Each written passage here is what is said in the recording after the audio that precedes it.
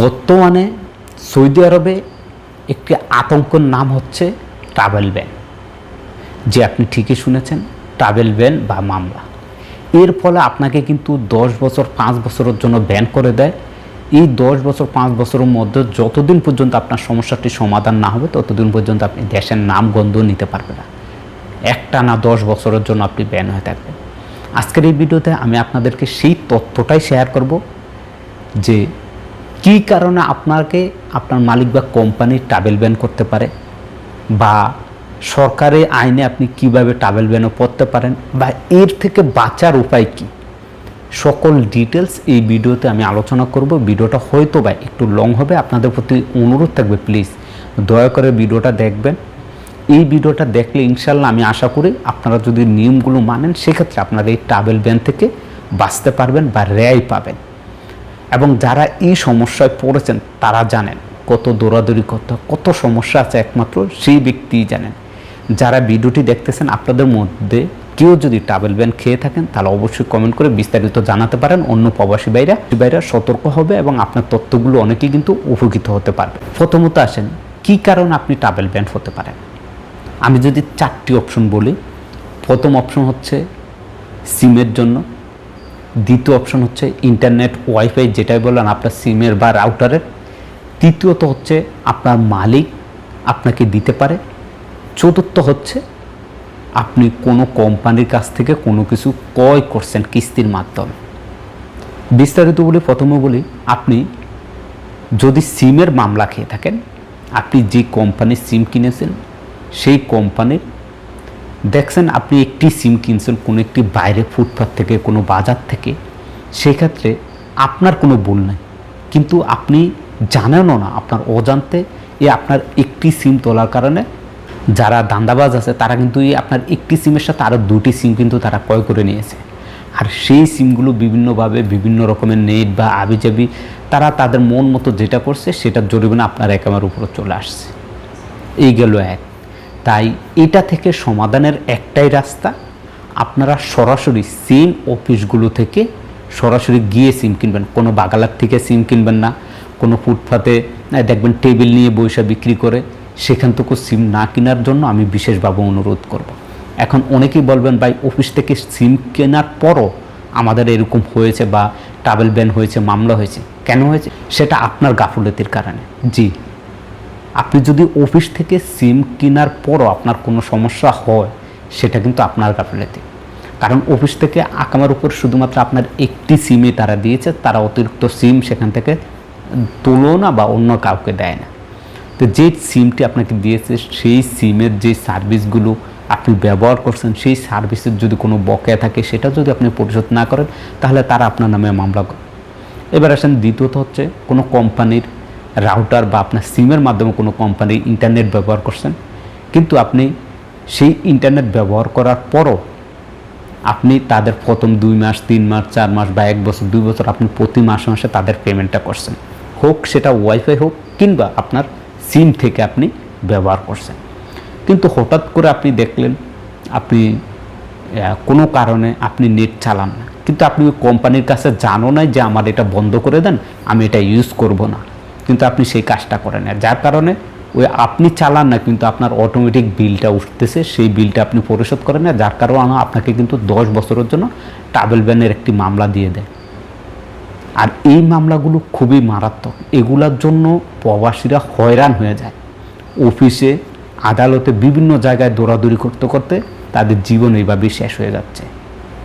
তা অবশ্যই সতর্ক থাকবেন, যদি কেউ ওয়াইফাই এবং আপনার সিম থেকে মাসকিয়া পেমেন্ট হিসাবে আপনি ব্যবহার করে থাকেন, সেক্ষেত্রে যদি আপনার মনে করেন যে না আপনি এখন চালাবেন না, এটা বন্ধ রাখবেন, সাথে সাথে আপনি অফিসে গিয়ে বলবেন যে আগামী 2 মাস আগামী 3 মাস আমি এই সিমটা চালাবো না, এই 3 মাস 2 মাসের জন্য সিমটা বন্ধ করে দেন বা আমার ওয়াইফাই লাইনটা বন্ধ করে দেন, আমি পরবর্তীতে যখন চালাবো তখন আপনাদের কাছ থেকে বলে আবার এটা ওপেন করব।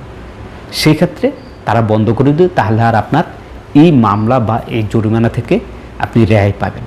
আশা করি বুঝতে পারছেন। সিম ইন্টারনেট দুটাই আপনাদেরকে বলে দিয়েছি। এইবার আসেন হচ্ছে মালিক। দেখেন আপনার যে মালিক আছে সেই মালিক অনেক সময় দেখবেন যে আপনার কাছ থেকে সাদা কাগজে সিগনেচার নিয়ে নেয় বা আপনার হাতের ফিঙ্গার নিয়ে নেয়। তখন দেখা গেছে এইটা আপনার মালিক রেখে দেয়। কেন রেখে দেয়? দেখা যাচ্ছে আপনার মালিকের সাথে আপনার একটি ঝামেলা হয়েছে, গণ্ডগোল হয়েছে, বা আপনি আপনার মালিককে বা কোম্পানিকে না জানিয়ে আপনি দেখা গেছে কোথায় পালিয়ে গিয়েছেন, মালিকের কাছে আসেন নাই, অন্য কোথায় কাজ করতেছেন। তখন আপনার মালিক কী করে, ওই যে সাদা কাগজে আপনি সিগনেচার দিয়েছেন বা টিপসই দিয়েছেন, সেই কাগজে তার মন মতো কিছু লিখে যে আপনি এত টাকা নিয়েছেন তার কাছ থেকে, বা এরকম বিভিন্ন ধরনের কিছু লিখে সেটা তারা সেখানে আদালতে পাঠায় বা আপনার নামে কেস করে দেয় যে এই কর্মী সে আমার কাছ থেকে এত টাকা নিয়েছে, এই যে আমার স্ট্যাম্প, আমার টাকা না দিয়ে সে পালিয়ে গেছে। সেটাও আপনার জন্য অনেক মারাত্মক একটি আইন। সেটার জন্য আপনার যে মামলাটা, সেই মামলাও কিন্তু আপনাকে 10 বছরের জন্য ট্রাভেল ব্যান করে দেয়। এখন এটা থেকে বাঁচার উপায় একটাই, আপনার মালিক, যে মালিক আপনার এই কাজটা করছে সেই মালিকের কাছে আপনি সমঝোতা যেতে হবে, তার সাথে মিট করে সেই মামলাটা তাকে উঠিয়ে নেওয়ার পরে যেভাবে হোক আপনি সেই মালিকের কাছ থেকে রেহাই নিয়ে চলে যেতে হবে। আশা করি বুঝতে পারছেন। এইবার আসেন, আমাদের যে সকল প্রবাসীরা ডেলিভারির কাজ করেন, হোম ডেলিভারি, হাঙ্গার স্ট্যান্ড, বিভিন্ন ধরনের কোম্পানি আছে এখন বর্তমানে, আপনারা কিন্তু ডেলিভারির কাজ করেন, তাদের জন্য তারাও কিন্তু যে কোম্পানিতে আসেন কাজের জন্য, সেখানেও আপনাদের কাছ থেকে টিপসই নেয় বা সিগনেচার নিয়ে থাকে সাদা পেপারে। পরবর্তীতে আপনি যদি তাদের সাথে তাদের কথা মতো কাজ না করেন, আপনি যদি সেখান থেকে পালিয়ে যান বা কোনো একটি সমস্যার কারণে তাদের সাথে আপনি কাজ করতে রাজি না হন, তখন কি করে ওই কোম্পানিগুলো এই ডেলিভারির ক্ষেত্রে মালিকের চাইতে যে ডেলিভারি কোম্পানিগুলো আছে তারাই সবচাইতে বেশি এই মামলাগুলো দিয়ে থাকে। এবং আমাদের অনেক ভাই প্রায় সময় আমাদেরকে নক দেন ডেলিভারির কাজ করেন, তার যে কোম্পানিতে, সেই কোম্পানি তার নামে 10,000 15,000 রিয়ালের, অনেকে তো 30,000 রিয়াল পর্যন্ত একজনের কাছ থেকে আমি শুনেছিলাম।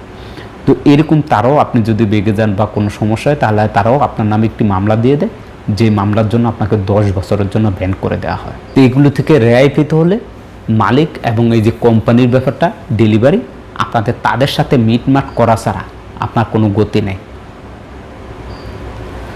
সর্বশেষ যেই তথ্যটা আপনাদেরকে দেব, অ্যামাজন বলেন, নুন বলেন বা অন্যান্য যেমন উথিয়াম বলেন, আপনি আমাদের না দিতে দেখেন, তারা কিন্তু টেবি বা তেমির মাধ্যমে কিন্তু বিভিন্ন আরও অ্যাপ্লিকেশান আছে, এরকম কিস্তির মাধ্যমে মাল কেনা যায়। আমাদের অনেক প্রবাসী কী করেন, এই কিস্তির মাধ্যমে আপনারা মাল ক্রয় করার পর সেখানে আপনাদের যে কিস্তিগুলো হয় প্রতি মাসে মাসে দেওয়ার জন্য, তা আপনি দেখা গেছে কেউ 4 কিস্তি, কেউ 6 কিস্তি, কেউ আবার 12 কিস্তির মাধ্যমেও কিন্তু পণ্য ক্রয় করে থাকেন, এবং প্রতি মাসে মাসে সেটার বিলটা আপনাকে পেমেন্ট করতে হয়। তো অনেক প্রবাসী আছেন যে 2 মাস করেন, 3 মাস করেন, বা যারা 1 বছরের জন্য না 5-6 মাস করে ভুলে যান, বা যারা 6 মাসের জন্য নেন তারা 4 মাস 5 মাস করে ভুলে যান, বা ইচ্ছাকৃতভাবে দেন নাই। যাদের 3 কিস্তি তারাও হয়তো বা দেখা গেছে যে তাদের 2 কিস্তি দেন, 1 কিস্তি দেন নাই। তো যার কারণে আপনাকে বারবার তারা SMS পাঠায়, আপনি তাদের টাকাটা পেমেন্ট করার জন্য আপনি পেমেন্ট করেন নাই, হয়তো বা ভুলে যান। এই পেমেন্টটি না করার জন্য আপনার নামে মামলা হয়ে যায়। আর যে মামলাটি কিন্তু আপনার সেখানে যদি 100 রিয়াল হয়, সেখানে আপনাকে 50,000 রিয়াল পর্যন্ত তারা মামলা দিয়ে থাকে।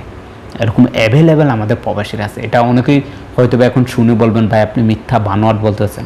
মিথ্যা বানোয়াট না ভাই, যেই প্রবাসী এই সমস্যায় পড়ছে সেই প্রবাসী জানে যে এটার কতখানি তার জন্য ক্ষতিকারক হয়েছে। তাই এইসব থেকে রেহাই পাওয়ার জন্য আপনাদেরকে যেটা করতে হবে, আমি প্রত্যেকটা ডিটেলস আপনাদেরকে তুলে ধরছি। এই কিস্তিতে মাল নিলে কিস্তিগুলো যেভাবে হোক আপনি চেষ্টা করবেন কিস্তিগুলো পরিশোধ করার জন্য, এবং মালিকের সাথে কিভাবে সমঝোতা করবেন সেটাও বলছি, এবং ওয়াইফাই কিভাবে চালাবেন বা কিভাবে না চালাবেন যার জন্য আপনার বিল আসবে না সেটাও বললাম সিম কোম্পানি। অর্থাৎ যে 4টি ওয়ে আমি আপনাদেরকে বলেছিলাম, 4টি ওয়ে থেকে বাঁচার জন্য যেভাবে আপনাদেরকে বলেছিলাম, এইভাবে যদি আপনারা মেনে চলেন, তাহলে আপনার উপর এই ট্রাভেল ব্যানটি কখনোই হবে না বা মামলা আপনার কখনোই হবে না। আশা করি বুঝতে পারছেন। ভিডিওটি শেয়ার করবেন, আমাদের হাজার হাজার প্রবাসী ভাইরা অনেক অনেক উপকৃত হবে।